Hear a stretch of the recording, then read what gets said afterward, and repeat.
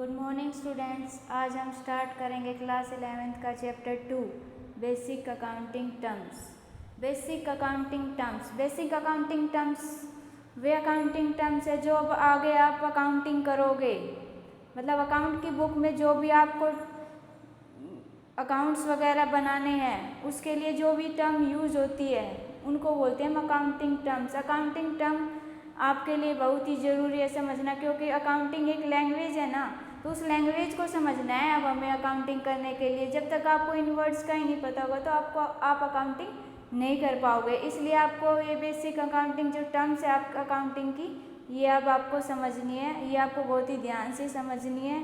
ठीक है बेटा।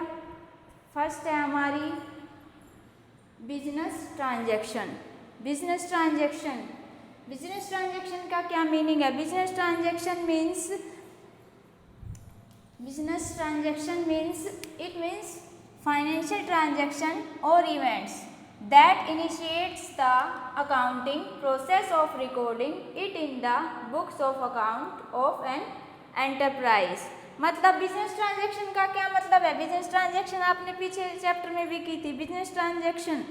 बिजनेस ट्रांजैक्शन वो होती है जिसमें हम ये आइडेंटिफाई कर पाए कि ये बिजनेस की ट्रांजैक्शन है या कोई और ट्रांजैक्शन है। मतलब जैसे कि फर्स्ट एग्जांपल है आपने इलेक्ट्रिसिटी बिल पे किया और सेकंड एग्जांपल है फैक्ट्री रेंट पेड किया, तो इसमें से बिजनेस की जो ट्रांजैक्शन है वो कौन सी है? फैक्ट्री रेंट पेड करना। तो ऐसे ही हमें आइडेंटिफाई करनी होती है कि बिजनेस की ट्रांजैक्शन कौन सी है। और सेकंड बात कि वो किस फॉर्म में होनी चाहिए? मनी की फॉर्म में, फाइनेंशियल ट्रांजैक्शन होनी चाहिए। ठीक है, तो इट मीन्स फाइनेंशियल ट्रांजैक्शन और events that initiate the accounting process of recording it in the books of account, यानी अकाउंट की बुक में वही जो रिकॉर्डिंग करनी है आपको जो फाइनेंशियल हो। ठीक है बेटा, books of account of an enterprise. तो आपको आइडेंटिफाई करनी आनी चाहिए कि बिजनेस की ट्रांजैक्शन कौन सी है और उसको फाइनेंशियल ट्रांजैक्शन मतलब कि मनी की फॉर्म में पता होना चाहिए कि ये कौन सी ट्रांजैक्शन है। ठीक है। सेकंड, अब इसी बिजनेस ट्रांजैक्शन के दो पहलू है। फर्स्ट है relationship with accounting unit, second है mode of settlement of value. अब ये क्या होता है? रिलेशनशिप मतलब क्या होता है? अकाउंटिंग के साथ क्या रिश्ता है? ये जो बिजनेस ट्रांजैक्शन है इसका अकाउंटिंग के साथ क्या रिश्ता है, एक तो ये बताना है, और mode of settlement of value ये बताना है। तो first relationship with the accounting unit, इसके भी दो पहलू हैं। फर्स्ट है इंटरनल ट्रांजैक्शन और अकाउंटिंग ट्रांजैक्शन, इसको बोलते हैं इंटरनल ट्रांजैक्शन और अकाउंटिंग ट्रांजैक्शन। और सेकंड है एक्सटर्नल ट्रांजैक्शन और बिजनेस ट्रांजैक्शन। तो जो इंटरनल ट्रांजैक्शन वो होती है जो अंदर ही की जाती है। इंटरनल मतलब जो बिजनेस के अंदर ही की जाती है उसको बोलते हैं इंटरनल ट्रांजैक्शन। इंटरनल ट्रांजैक्शन मतलब कि एग्जांपल है डेप्रिसिएशन। अब आपको ये नहीं पता होगा कि डेप्रिसिएशन क्या होता है। डेप्रिसिएशन वो होता है जब भी आप, जैसे आपने कोई काम स्टार्ट किया, बिजनेस स्टार्ट किया, तो उसमें आप कोई मशीन लेके आए तो 2 साल तक आपने वो यूज़ की, 2 ईयर्स तक आपने यूज़ की। 2 ईयर यूज़ करने के बाद उसकी जो वैल्यू है वो कम होएगी ना, वो थोड़ी बहुत घिसेगी, गिरावट आएगी, यानी उसकी वैल्यू में जो गिरावट आती है उसको हम बोलते हैं डेप्रिसिएशन।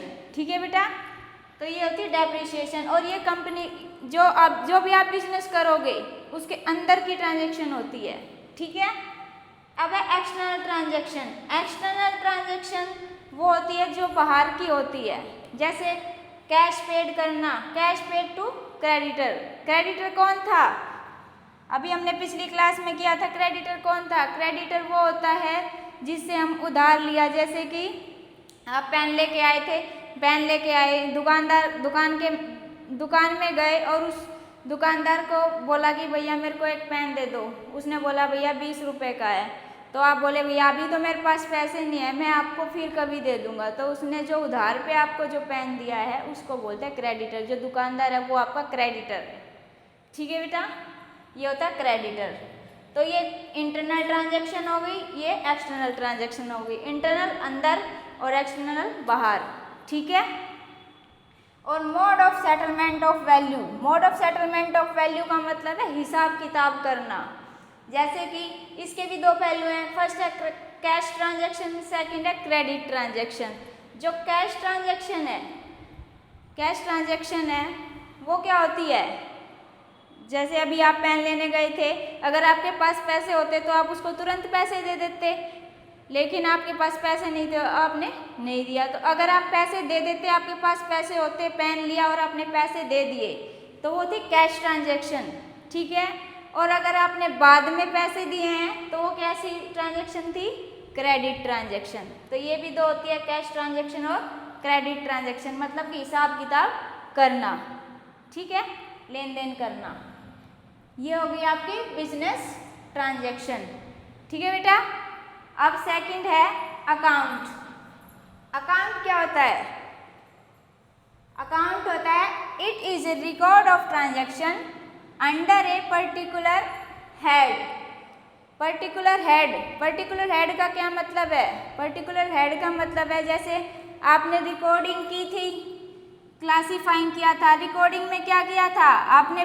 सेल और परचेज जो है, सेल परचेज की थी। सेल और परचेज को एक साथ लिखा था पहले से, जैसे कोई भी चीज़ सेल की, परचेज की, सेल की, परचेज की। ठीक है, वो तो किया था आपने रिकॉर्डिंग में। ठीक है। और क्लासीफाइंग में क्या किया था? सारी चीज़ें इकट्ठे करके लिखी थी, जैसे परचेज अलग किया, सेल अलग किया। परचेज की जो ट्रांजैक्शन थी वो हमने अलग कर दी थी, और जो सेल की ट्रांजैक्शन थी, जो सेल चीज की थी वो अलग कर दी थी, यानी क्लासीफाइंग करना। तो जो क्लासीफाइंग करना होता है वही होता है पर्टिकुलर हेड। मतलब कि पर्टिकुलर हेड मतलब चीज़ों को इकट्ठा करके लिखना। किस में लिखना? अकाउंट की बुक में लिखना। अब जो क्लासीफाइंग करी थी वे किस बुक में लिखते हो आप? लेजर बुक में लिखते थे ना। तो लेजर बुक में जो लिखी इकट्ठी करके उसको ही बोलते हैं पर्टिकुलर हेड। ठीक है, ये हो गया account. It is a record of transaction under a particular head. चीज़ों को इकट्ठी करके बुक में लिखना, अकाउंट बुक में लिखना। ठीक है। थर्ड है कैपिटल। कैपिटल क्या होती है बताओ? कैपिटल होती है जैसे कि आपने बिजनेस स्टार्ट किया। बिजनेस के लिए आपको किस किस चीज़ों की ज़रूरत होगी? एक तो मनी की ज़रूरत होगी और एक एसेट की। मनी क्या होती है? जो आप इन्वेस्टमेंट करते हो बिजनेस में। बिजनेस स्टार्ट करने के लिए सबसे पहले पैसे की ज़रूरत होती है, तो आप बिजनेस के लिए इन्वेस्टमेंट करोगे। ठीक है। और एसेट क्या होता है? एसेट होती है वे चीज़ें जिसकी बिजनेस में और भी जो पैसे के अलावा जो चीज़ें हैं, जैसे कि मान लो आपके घर में कुर्सियाँ रखी है और आपको अपनी जो कंपनी है उसमें कुर्सियों की ज़रूरत है, तो आप उसमें जो कुर्सी लेके जाओगे वो भी आपकी एक एसेट है। फैन है, फैन ले गए, या कोई चेयर और टेबल वगैरह है उसको ले गए। फर्नीचर वगैरह जो भी है, जिस भी चीज़ की बिजनेस में ज़रूरत है, जिसकी मनी में वैल्यू है, ठीक है, वो होती है कैपिटल। ठीक है बेटा। तो capital is the amount in an enterprise bye the proprietor owner. Proprietor होता है ओनर। ठीक है। प्रोप्राइटर कौन होता है? ओनर। ठीक है बेटा। अब सेकंड है इट में be in form of money और एसेट। किस फॉर्म में होना चाहिए? मनी और एसेट की फॉर्म में होना चाहिए। ठीक है। हैविंग मॉनेटरी वैल्यू, और उसके मनी में वैल्यू भी होनी चाहिए। ठीक है। जो एसेट लेते हो उसकी भी कुछ ना कुछ मनी वैल्यू होती है। वे भी आप अगर बाहर से, अब तो घर से लेके गए, लेकिन आप बाहर से भी लेके आते तो भी वो मनी में ही आती ना, तो इसीलिए उसको एसेट बोल रहे हैं। उसकी मनी में भी वैल्यू होनी चाहिए उस चीज़ की। ठीक है। सेकंड है capital is also known as net worth. Capital को और किस नाम से जानते हैं? नेटवर्थ और ओनर्स इक्विटी। इसके ये जो दो नाम है, एक तो नेटवर्थ और ओनर्स इक्विटी। कैपिटल के दो नाम है, नेटवर्थ और इक्विटी, ओनर्स इक्विटी। ठीक है, ठीक है बेटा। अब नेक्स्ट है कैपिटल। कैपिटल को निकालने के लिए आपके पास एक फॉर्मूला है, एसेट माइनस लायबिलिटी। लायबिलिटी भी पढ़ेंगे हम आगे, जो आगे एक अलग से टर्म आएगी उसमें बताएंगे कि लायबिलिटी क्या होती है। ठीक है, तो अभी के लिए याद रखना है कि कैपिटल का फॉर्मूला है एसेट माइनस लायबिलिटी। फोर्थ है ड्राइंग। ड्राइंग क्या होती है? ड्राइंग वो होती है जैसे अब आपने बिजनेस स्टार्ट किया था, बिजनेस में आपने पैसे लगाए 1 लाख, फिर आप ऊपर से अपने घर से चेयर भी लेके गए थे। मान लो उस चेयर का जो प्राइस था वो कितना था? 20,000 था। तो आपने टोटल बिजनेस में कितने पैसे लगाए? 120,000। जो 120,000 आपने बिजनेस में पैसे लगाए वो तो पूरी कैपिटल होगी। लेकिन मान लो ओनर की वाइफ है, ओनर की वाइफ ने बोला कि मेरे को ना भी कुर्सियों की घर पे ज़रूरत है, तो इन कुर्सियों को आप घर वापस ले आओ। तो अगर ओनर उन कुर्सियों को वापस घर ले जाता है तो आपकी कंपनी से वो वापस आ गई है। तो जो विथड्रॉ करते हैं आप जो चीज़, वो होती है ड्राइंग। अपने पर्सनल यूज़ के लिए जो भी चीज़ आप बिजनेस से निकालते हो उसको बोलते हैं ड्राइंग। ठीक है, तो ड्राइंग का क्या मतलब है? It is the amount withdrawn और goods taken by the proprietor for personal use. मतलब कि गुड्स टेकन, कोई भी सामान अगर आप अपनी बिजनेस में से लेके जा रहे हो अपने पर्सनल यूज के लिए, आप जो भी चीज़ लेके जाओगे निकालोगे उसको बोलते हैं ड्राइंग।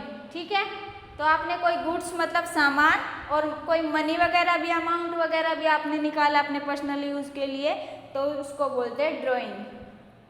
ठीक है बेटा, तो it is the amount withdrawn और goods taken by the proprietor for personal use.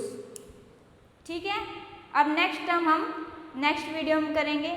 ठीक है बेटा, अभी आपको ये टर्म्स ध्यान रखनी है। बिजनेस ट्रांजैक्शन वो ट्रांजैक्शन जो आपको आइडेंटिफाई करने की बिजनेस की ट्रांजैक्शन है या बाहर की ट्रांजैक्शन है। और बिजनेस ट्रांजैक्शन के दो पहलू थे, relationship with the accounting, mode of settlement. Mode of settlement मतलब हिसाब किताब करना, जैसे कि कैश में या फिर क्रेडिट में। और रिलेशनशिप ट्रांजैक्शन अकाउंटिंग थी इंटरनल ट्रांजैक्शन और एक्सटर्नल। इंटरनल जो अंदर बिजनेस के अंदर होती है और एक्सटर्नल जो बाहर होती है। ठीक है, और हमने अकाउंट पढ़ा था, अकाउंट में क्या थी? रिकॉर्डिंग करना अकाउंटिंग बुक में। ठीक है, और थर्ड थी कैपिटल। कैपिटल क्या होता है? मनी या एसेट की फॉर्म में होनी चाहिए। ठीक है, इसके दो नाम है, नेटवर्थ और ओनर्स इक्विटी। फोर्थ है ड्राइंग। ड्राइंग वो होती है जो भी आप बिजनेस से पैसा निकालते हो अपने पर्सनल यूज़ के लिए। ये वर्ड आपको याद रखना है, पर्सनल यूज़। जो भी आप पर्सनल यूज़ के लिए अमाउंट या कोई गुड्स निकालते हो उसको बोलते हैं ड्राइंग। ठीक है बेटा, नेक्स्ट कल करेंगे। Thank you.